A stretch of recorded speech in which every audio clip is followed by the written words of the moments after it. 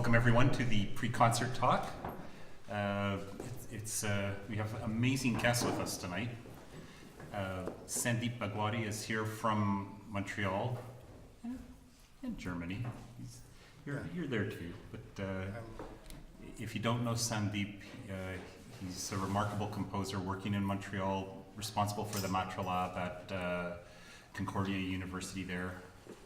Bio's in the program, but it's a great pleasure to have him here. And then, utterly remarkably, we have Martina Killmayer, Wilhelm Killmayer's wife.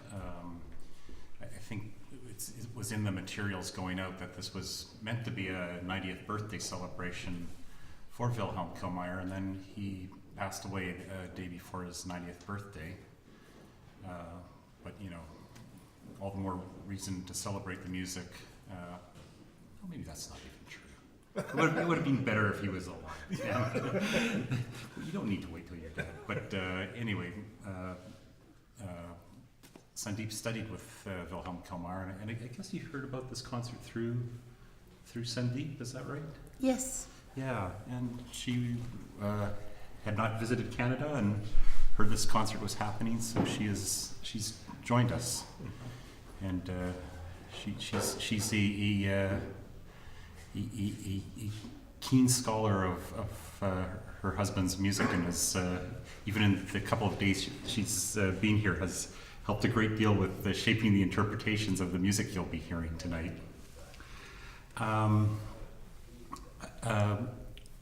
We printed up an essay that Sandeep wrote about Killmayer in the program. You know, there's a lot in it, and certainly keep the program to check it out. You know, later, it's really worth it. But the question I was going to start with, and it's to both of you, but maybe to Sandeep first, is because it's from the beginning of his essay. It's called Wilhelm Killmayer, Artist of Air, and it starts with quotes from Killmayer. Quote, "I would like to hear music that is transparent to the listener, that above all is very light and very airy. It is extremely important to me, for we composers essentially are artists of air, you know. We work with air."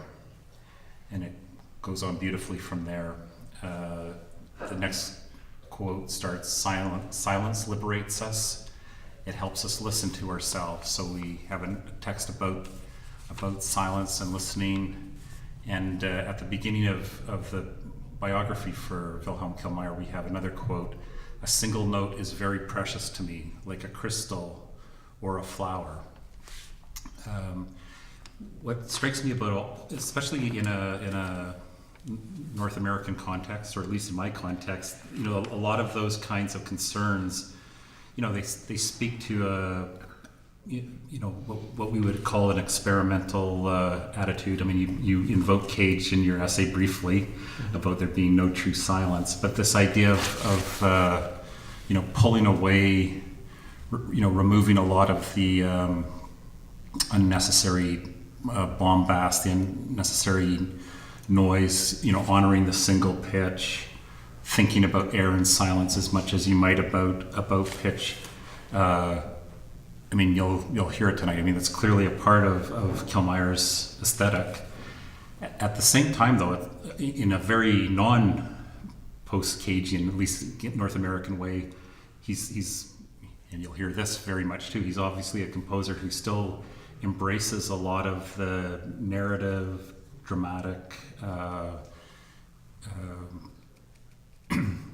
rhetorical kind of gestures of standard repertoire and classical music. And I know in some minds these things seem opposed. The idea of you know, the sort of pulling back and you know, respecting silence and the single note, as opposed to the idea of a more expressive you know, lyrical narrative kind of intent. I mean, I don't believe they're at odds, but they're interesting things to try and think together, and I was wondering if you could help us with that.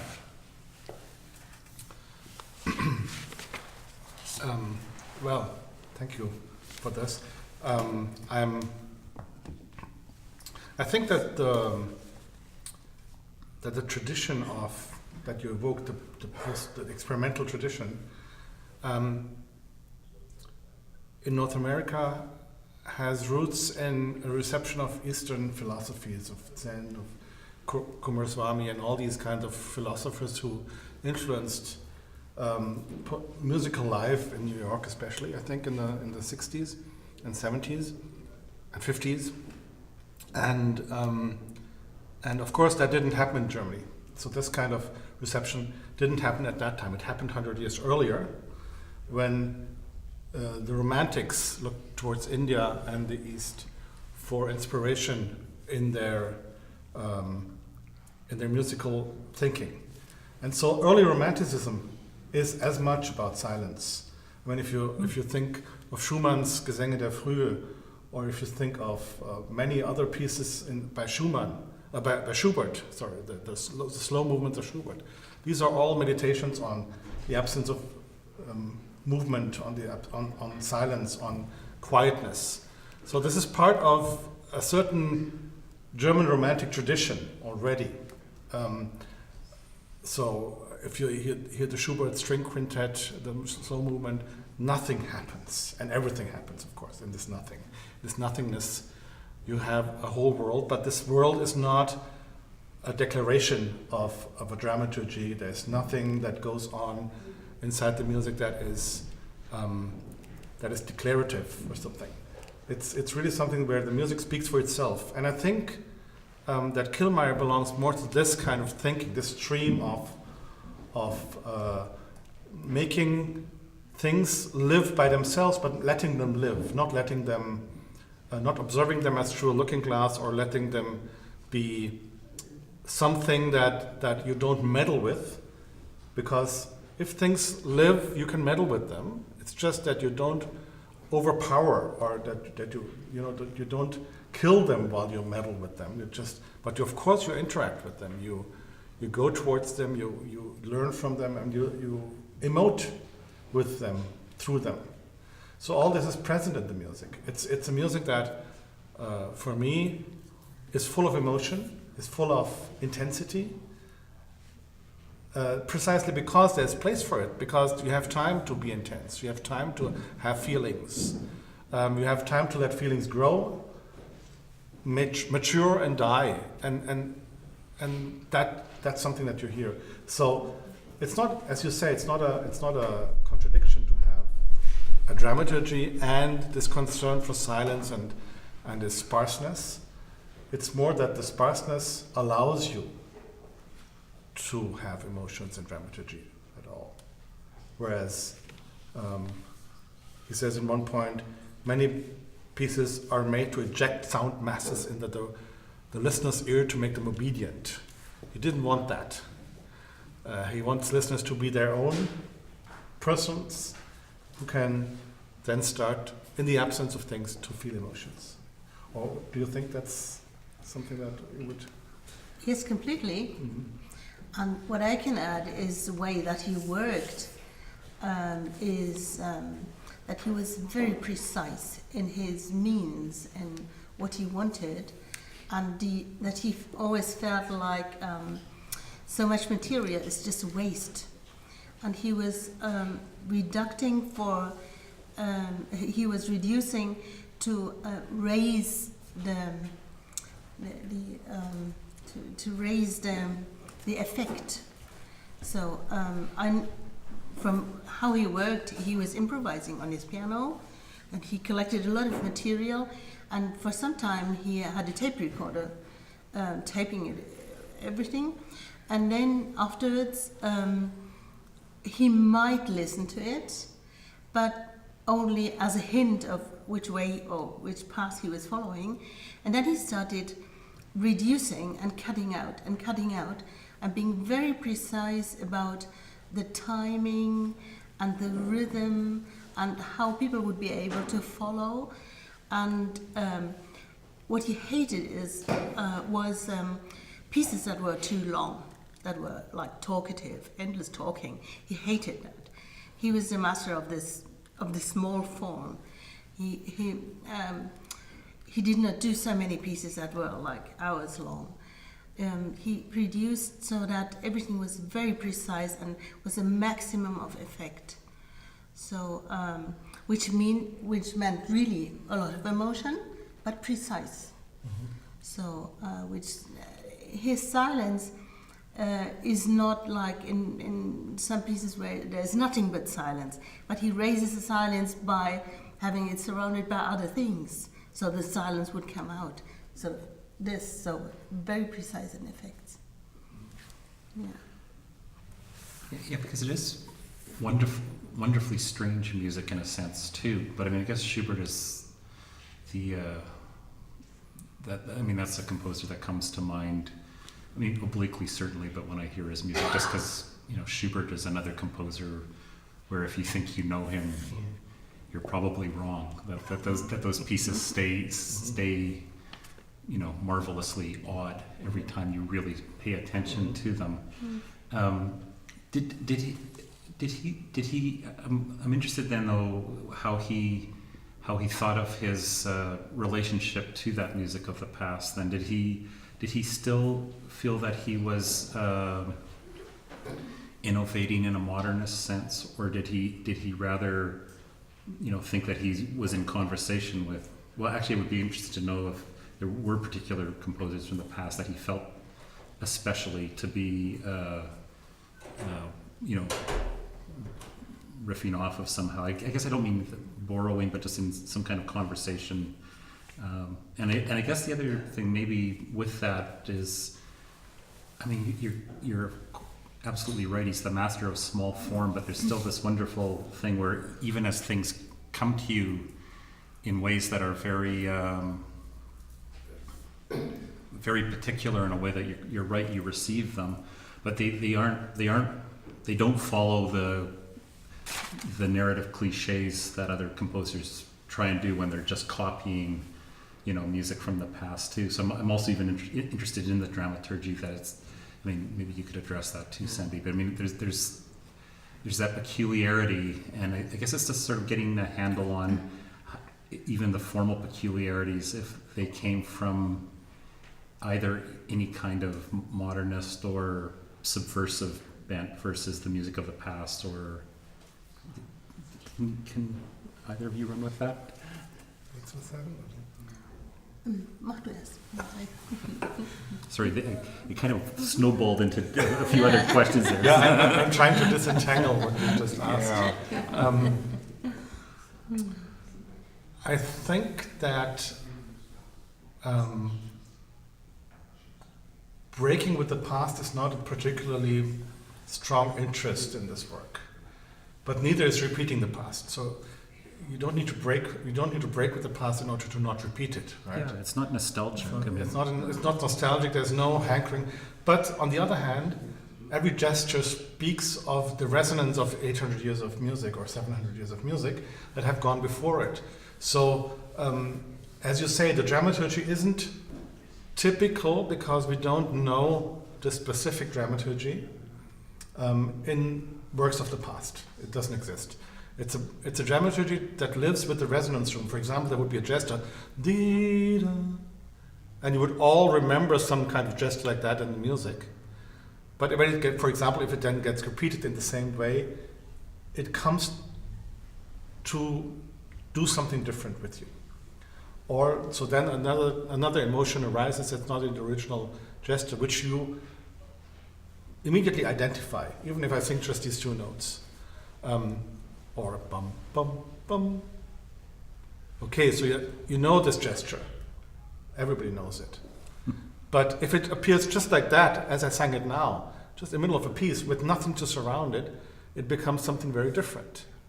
And it becomes an object that you at the same time remember and don't remember at all because you've never seen it in that context or heard it in that context. And so you need this resonances to understand the dramaturgy, because expectations are created, and then expectations are not defeated but diverted. So it's not like I will create this expectation and I will hammer on it because I need you to understand that you're stupid. No, he says I create these expectations, but look, there is something very interesting. That's the kind of thing that happens in the music very often. You are drawn to something because you think you know it, but he says, that's fine, but look there. There's something that's really interesting, and that's what we should listen to. And so the dramaturgy is completely logical in one sense.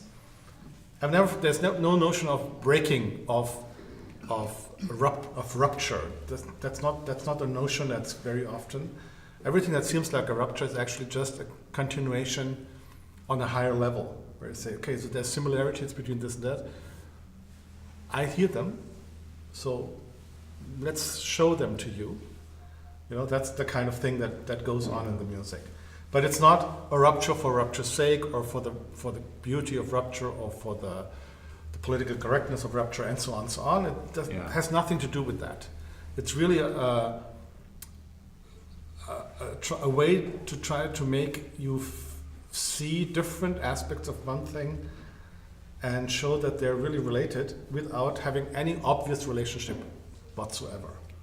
Yeah, maybe I'll just jump in really quickly there. Sorry. Just wanted to say, like, that you've nailed the thing I was trying to get at the beginning, is that there's, and the things are in parallel and not in opposition, where you're both being asked to look and explore these things in a new way. So there's that, there is that sort of quasi-objectivity where you've got the room to explore it.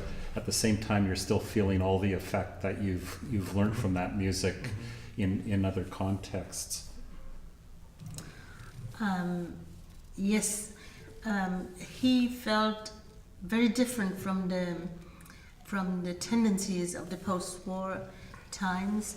That, for example, he quoted Stockhausen saying that in like 15 years there will be no more violin, no more piano, because this is old stuff all. And Killmayer, he loved where he came from. He had always loved music, so he said, oh, this is a part of me. I cannot say that all this does not interest me anymore for some fundamental reasons, but this is my childhood, this is my experience, and I loved all this music, and I still love it. So I start from that point where I'm part of it, but of course I'm not bound to the sonata form or something, but I have rememberings, and you all have rememberings of sounds of nature or of phrases in the music. So let's not deny it, just remember that. And then, of course, we all are not bound to the structures of 100 years ago. So we do something different with it. We listen to it, and then we have another thought, and we go with that thought. So he felt like this was his personal freedom, and it was a lot of freedom for him to use it and to go somewhere else with it. And this was something that the modern music scene did not like him to do. I have one other comment, because one of his favorite remarks in scores for a melody or some occurrence, a chord or something like that, would be the word beiläufig, which means by the way, or on the wayside, or it just happened, and you have to play it like that.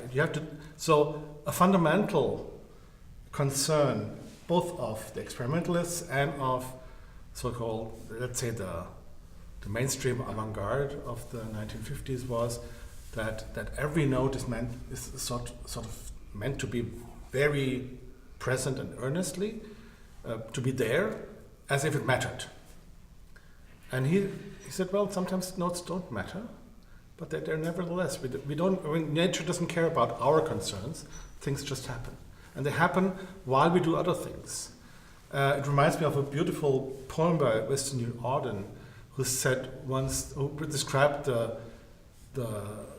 I think it was Bruegel's picture, the fall of Icarus, and where he says the actual interest in this picture is that there are people working in the fields, there are people tending to their houses, sorts of things go on in this entire picture. And in the background, you see a man falling from the sky. But it's not it's happens beiläufig. It's not something that is of great import at the moment. It just happens. Just happened to happen. So many of these melodies in Killmayer's pieces just happen to happen at this point, and you have to exactly play them like that.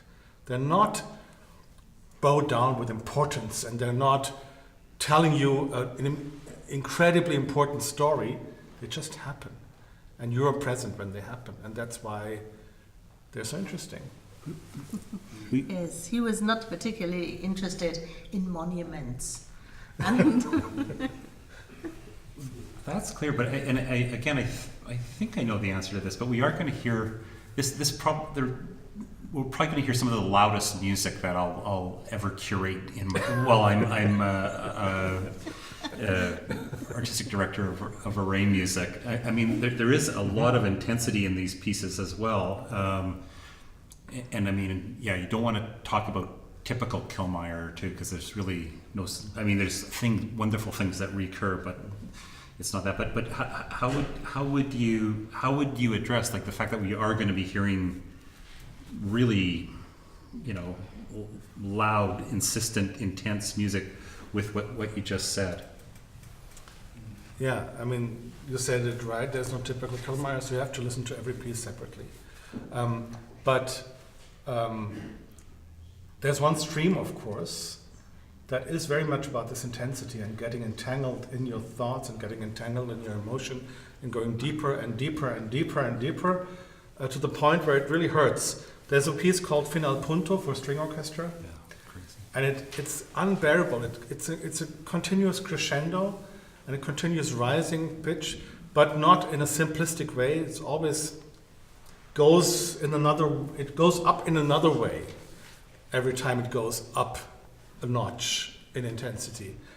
And by the end, and it's only 7 minutes long or something like that, but by the end you're completely devastated because it's hard to bear this kind of intensity for so long and with no respite. There's no moment of clarity or it doesn't let off, it just goes on. You will hear some of this in another piece today too. Yeah. And I think that's it's this kind of, you could say, burrowing or just wanting to get at the root of something that you've discovered, and you just go there,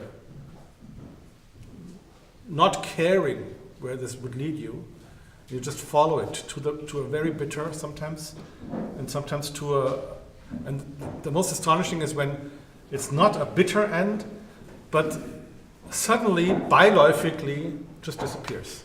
Yeah. So you invested a lot of emotion into it, and it just happens to go away at one moment. So that can also happen. Yeah, I think there's that thing where even at its most intense, you still feel him exploring it and him inviting you to do it. Like you don't, speaking for myself anyways, I don't feel coerced by it. I mean, I might be like pummeled, like holy smokes, like the actual pressure of it might be asserting itself, but I don't feel like someone's manipulating me in a way that's not, not generous or not trying to include me to explore it like as much as that little thrown away gesture. It's kind of unbelievable. well, he was a very intense person, and something like despair or, not nice feelings that were very present for him. The way he worked was a constant fight for the right thing that he was searching. So it's not that he had an easy go in life, easy joyful, something like this. He had a very intense capacity of suffering, and so he was not flat in his emotions. And this was, of course, he always said, I can only write what I am. And so he was an intense person, and his pieces are intense. As true as there is no typical Killmayer, there is no typical Bhagwati as well. We don't have a lot of time, so we'll do one. Oh no, we're okay. chill a bit before we start playing music, though. But I would really encourage you to Google Sandeep's name, find his website on the Montréal site. It's a phenomenally generous website. Scores full pieces, not even excerpts. I mean, it's breathtaking. So you have a chance to, I mean, it's just a taste we're having tonight. So you have a chance to really explore this amazingly diverse and rich body of work too. But in this context, I was wondering if you maybe could speak to Killmayer's influence on you, because I mean, I know different people know you for different things, and this was not what I knew you for. Like I heard, I was sort of just a fan of Killmayer's from buying recordings, and then I heard through, I guess, Christopher Butterfield that you were wondering why no one was going to do anything for his 90th birthday, and started from there. But I'd love to hear how you felt about his influence on your practice. Well, the influence is, I think, twofold. One is this liberation. It was a liberation from the pressures of ideology. I mean, contemporary music has its own ideology, its own political correctness, and its own way of speaking about the world that is very much typified. I'm curious a lot, and I've developed my code for lots of the scores, and I call them NNM, normal new music. And there's a normality to new music that is frightening to me. And was frightening to me already when I started studying in the 80s, because that's when it started to be normal and to be normalized in many ways. And actually I was paralyzed. I couldn't write anything until I came to Killmayer. And he opened up this possibility of writing a C major chord whenever I liked it, and writing a noise whenever I liked it. So while this was probably a circumstantial situation in Germany at the time, and much less here, still this kind of liberation of thinking only of your present time and of your present condition was something that was very important to me. I remember lessons where he would look at the score by me and would say nothing, and would say, go to the art museum next door, that's the Pinakothek, the Pinakothek in Munich. Go to the third floor, there's a painting by Altdorfer, look at the blue in this painting, and then come back and rewrite your piece. So, this was the kind of teaching. Or he would call me early evenings and say, there are tickets for a play. Robert Wilson is staging Beckett, and I think you should go. I have a ticket for you. We'll meet in 1 hour. So this kind of very open way of teaching and engaging with your student was, for me, I think, a liberation. And the fact that I didn't have to do everything in music, because I've never been an artist who works only in music. I consider music to be my best taught or best educated or best pedagogically skilled art, but I do other arts too, and I've always been doing them. And so not having to channel everything I want to say through music also helped a lot. And he did understand this. He asked me to write poems, and he would encourage me to do that. So the only thing he didn't like was when I started working with computers, which I do a lot nowadays. I think he was very mistrustful of computers in general, and music made by computers even more. So that's the first level, this kind of liberation. The second level is this resonance room, working with the resonance room.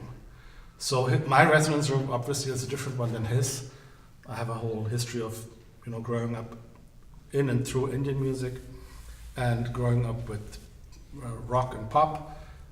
So these resonance rooms are different, but to just be able to say, I'm going to play with my resonances. I'm going to play with what I remember, but I don't have to be slavishly imitating that. I don't have to do it, actually. It's just the emotion of a certain riff that may be happening in one of the musics that I like to hear. Okay, so that's the resonance, but it will never be heard by anyone in that way. I don't want to imitate this riff, but it's there. It's leading me on. It's creating this kind of resonance.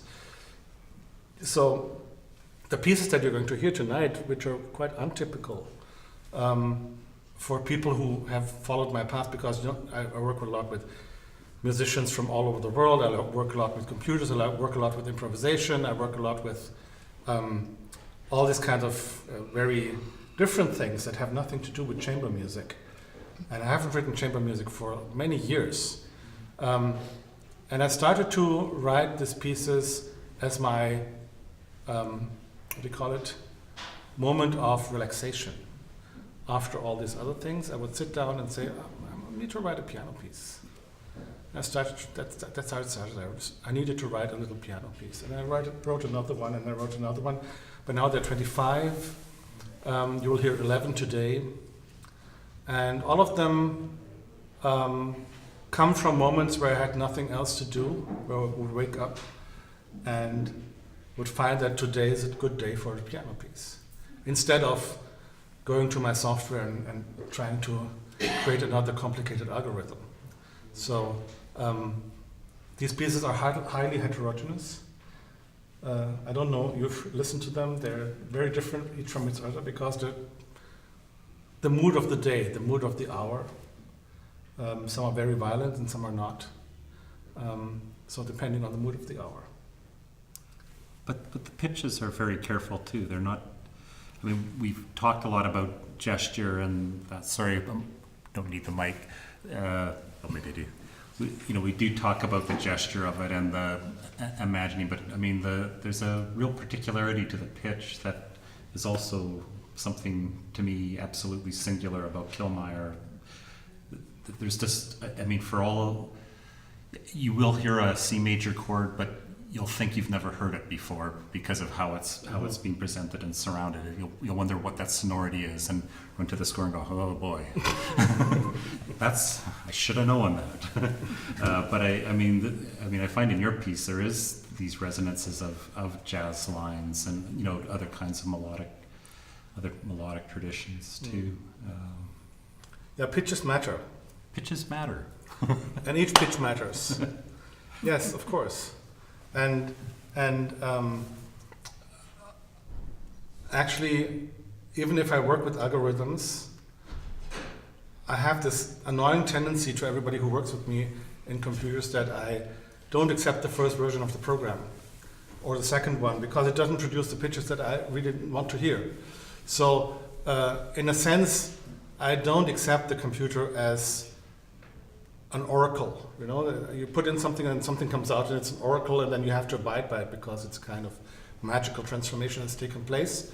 I regard it as a tool amongst others that I need to really be careful with because it has a lot of destructive potential, but it has a lot of potential for very interesting stuff too, but you have to know what to do with it.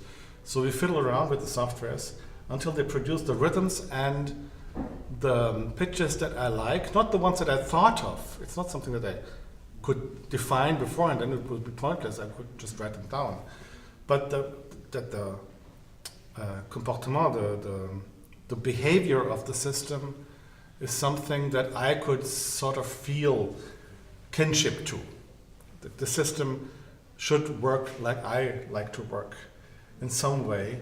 And then I can feel it's something that I can work with on a longer, more intense musical journey. And that's a similar thing with the piano. So that's... Yes. Yeah. What are we at? Are we done? I'd just like to say one thing about one piece which is in the program, which is very spontaneously added to the program, because I wrote it the day after I learned that Killmayer had died. I was in the Ardèche in southern France on the first day of my holiday with my family, which doesn't happen very often, so I couldn't really leave. Anyway, I would have never arrived on time. And so I thought, but I can't let this moment pass in some way. So I got up very early at 4 o'clock in the morning. Beautiful in the audition in summer. You sit out on the veranda and you think of air and of Killmayer. And I wrote this little piece, which is really, again, a morning meditation. And you will have heard a few Killmayer pieces by then, so you'll recognize how it's Killmayer-y. But it's also a lot of relations to the piano pieces that we'll hear later. Is there anything you think we should know about Killmayer before we wrap it up? There's so many funny and non-funny things about him. Well, can corral her after the concert. That sounds worth pursuing. Well, I think we'll stop now. We'll take a bit of a break. I think get a beer. I know I will. But I'd like to thank so much Sandeep Bhagwati, Martina Killmayer for visiting us, and see you in a few minutes.